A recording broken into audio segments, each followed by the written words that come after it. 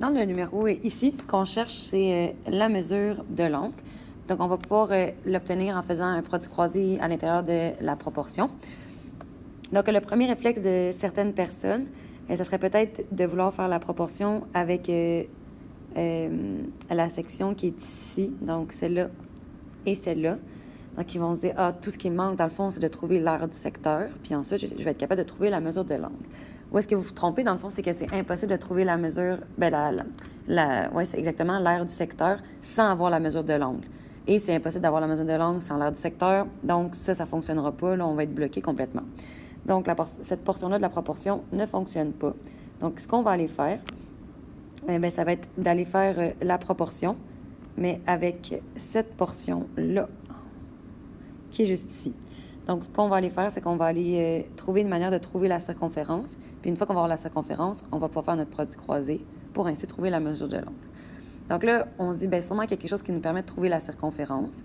Et si vous êtes bloqué à l'examen, vous pouvez penser à, c'est quoi la formule de la circonférence? C'est 2πr. Donc, dans le fond, moi, j'ai besoin du rayon. OK, il doit y avoir une manière de trouver le rayon. On va voir qu'est-ce qu'on nous donne. On nous donne l'aire du disque. Avec l'aire du disque, on va pouvoir trouver le rayon. Avec le rayon, on va pouvoir trouver la circonférence et ensuite faire notre produit croisé. Donc, première étape, ce que je vais aller faire, c'est que je vais aller trouver mon rayon. Donc, trouver le rayon. Désolée pour l'écriture ici. Dans le fond, ici, je répète, je trouve le rayon parce que j'ai besoin de la circonférence pour faire mon produit croisé dans la proportion. Donc, l'aire du disque, c'est pi fois r exposant 2. L'aire du disque, c'est 120,7 est égal à pi fois r exposant 2. Ici, guys, vous ne faites pas la racine carrée en premier. C'est important de diviser par pi en premier.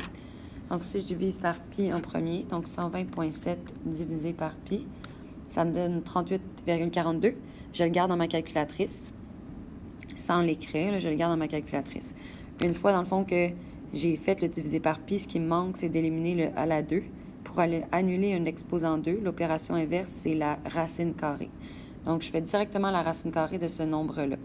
Donc, tout ce que vous avez à faire, dans le fond, c'est deuxième fonction x à la 2. Ça vous écrit racine, tout seul. Là, vous avez juste à peser sur égal. Et ça fait la racine carrée du nombre. Et ça me donne, dans le fond, un rayon qui est environ égal à 6,2 cm. Par contre, je garde le vrai nombre dans ma calculatrice qui est 6,19838715. Donc, je garde tout ça dans ma calculatrice. Après ça, je vais aller trouver la circonférence. Donc, la circonférence, la formule, c'est 2πr. Donc, je vais aller remplacer 2π fois mon rayon que j'ai trouvé, qui est le 6,2. Ici, à l'examen, je perdrais 0,5 parce que c'est important que je mette mes arrondis, vu que ici, c'était arrondi. Donc, je fais mon calcul. Donc, je prends mon 6,1983, etc., le long nombre dans ma calculatrice, et je fais fois 2π directement. Comme ça, je garde toute ma précision.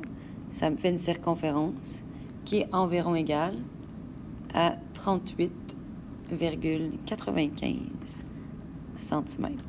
Par contre, je sais que je vais vouloir réutiliser la circonférence pour faire mon produit croisé ici.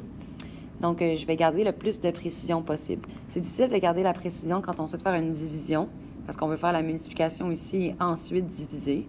Donc, c'est difficile. Ce que je vous conseille de faire, dans le fond, à l'examen, c'est de noter, dans le fond, la circonférence avec 4 chiffres après la virgule pour être certain de garder toute votre précision. Donc, ça me donne 9, 4, 5, 6.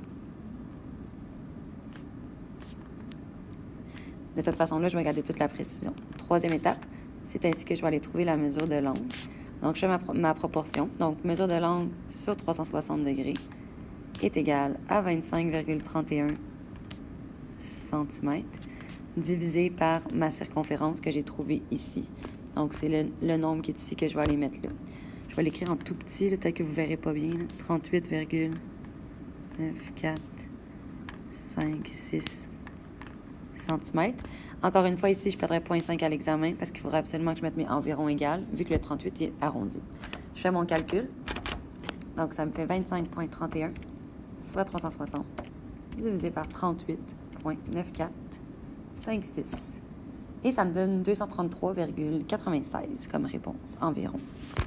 Donc, ça me fait que la mesure de l'angle, c'est environ égal à 233,96 degrés. Et voilà.